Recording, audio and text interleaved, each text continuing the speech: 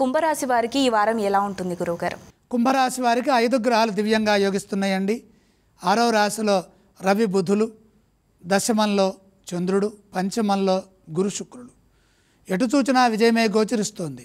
పంచగ్రహ యోగం బ్రహ్మాండమైన ఫలితాలని ప్రసాదిస్తుంది. ఆత్మవిశ్వాసంతో నిర్ణయాలు తీసుకొని వాటిని అమలు చేయండి. శ్రేయోదాయకమైన ఫలితాలు సిద్ధిస్తాయి. మేలు చేసేవారున్నారు. కీర్తి పెరుగుతుంది. ఎప్పటికి ఏది అవసరమో అప్పటికి ఆ పని మాత్రమే చేయండి. అద్భుతమైన తెలివితేటలు సొంతమవుతాయి. ప్రారంభించిన పనులు స్వల్ప ప్రయత్నంతోనే గొప్ప ఫలితాలను ఇస్తాయి. ఉద్యోగంలో ఉత్తమ ఫలితాలు సాధిస్తారు. మేలు జరుగుతుంది. ఆశయం నెరవేరుతుంది. పదవీ లాభాలుంటాయి. పెద్దల నుండి గుర్తింపు గౌరవాలు పెరుగుతాయి. ప్రోత్సాహం లభిస్తుంది. వ్యాపారంలో పలు రకాలుగా లాభాలు పొందడానికి అవకాశం కలుగుతుంది. శ్రద్ధాభావంతో పనిచేసి వ్యాపారాభివృద్ధికి తోడ్పడండి. 10 మందికి సహాయం చేసే మనసుతో ముందుకు సాగండి. మీ నుండి కొందరు లాభపడతారు. మీకు లాభం జరుగుతుంది. ఆదర్శవంతమైన జీవనాన్ని కొనసాగిస్తారు.